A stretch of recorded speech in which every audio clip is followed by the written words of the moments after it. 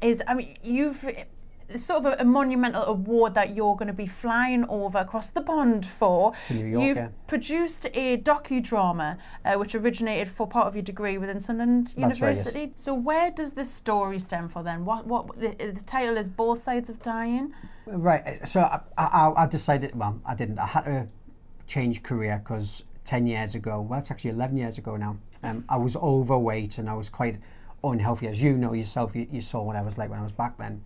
And it came out that I had this very rare condition called Cushing's syndrome. Okay. And what that means is I produced too much steroids in my body.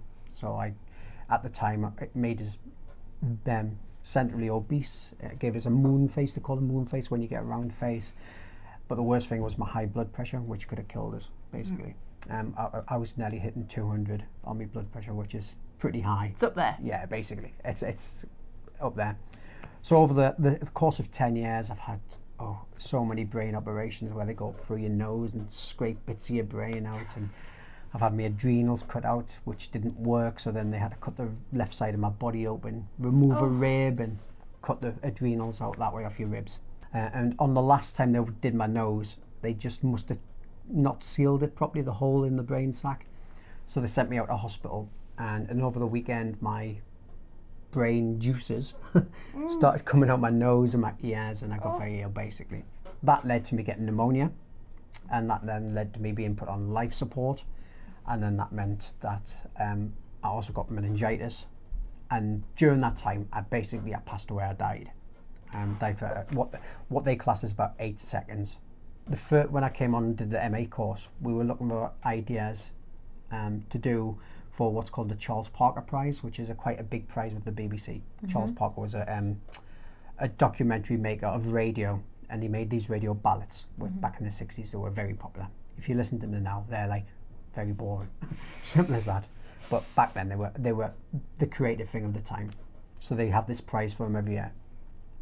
And it just came to me that it would be a good way of talking about what happened and getting it out, but also recording it and using my story because it's very personal and I know it.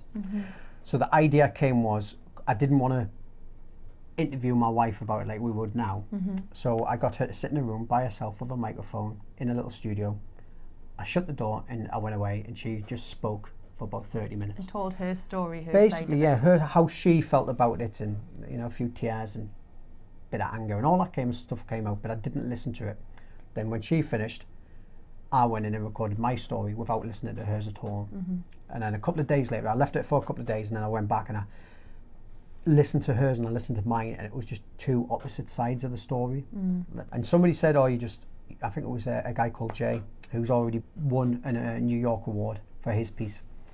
He went, you should enter that. And just luckily, it got through to the final. So you're flying over the pond, you're flying over the sea to the US of A. Hopefully, let's see, fingers crossed for the outcome. You're gonna diary this for us, and definitely, we're gonna be able to see how you get on. I'll blog as much as I can.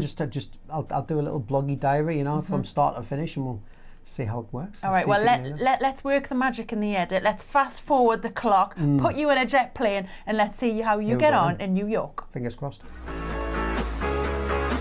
Well, hi Mel, as you can see we're here at Newcastle Airport and we're just about to head off on an adventure to New York.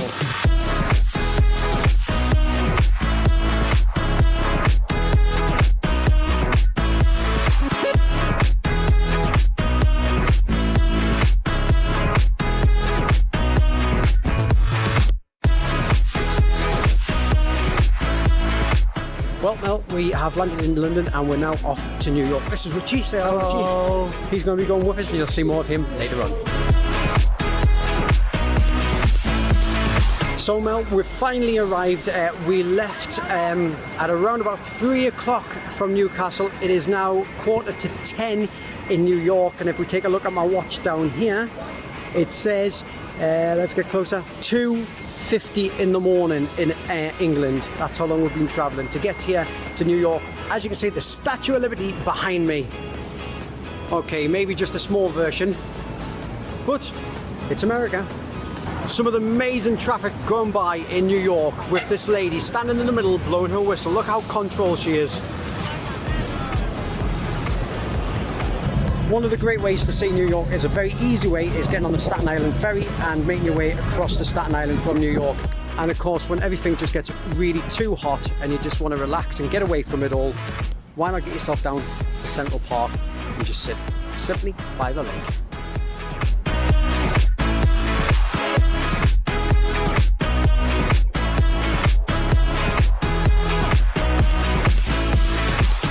So as you can see, we're here in New York and we're in Central Park, and can you see these two amazing guys?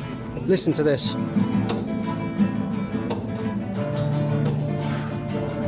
And there would be no coming to America without a good baseball game.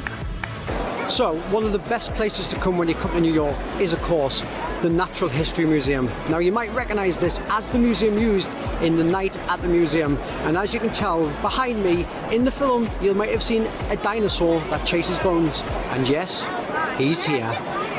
In the 9/11 attacks of 2001, 2,792 people died. The oldest was 85, the youngest only 2 years old.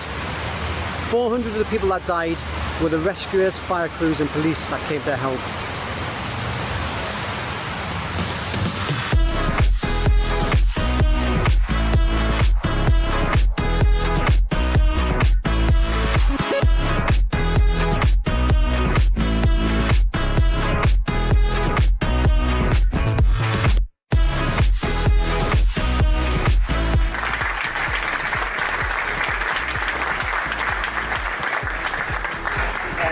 First of all, I'd like to thank the New York Radio Company, thank you so much for that. And I have to thank Spark and Sunderland University simply because they paid for all of this and they simply would send a bill if I didn't.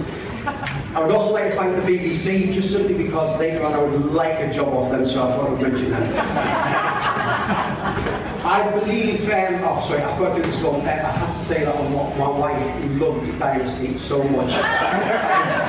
She's had to say it, and in England we call it Dynasty, and of course John as well. This is, you know, we call it Dynasty because everybody seems to die for some reason. They're very nasty. And I don't know if anybody knows that John is probably one of the best UK voice artists as well. He does the best impressions.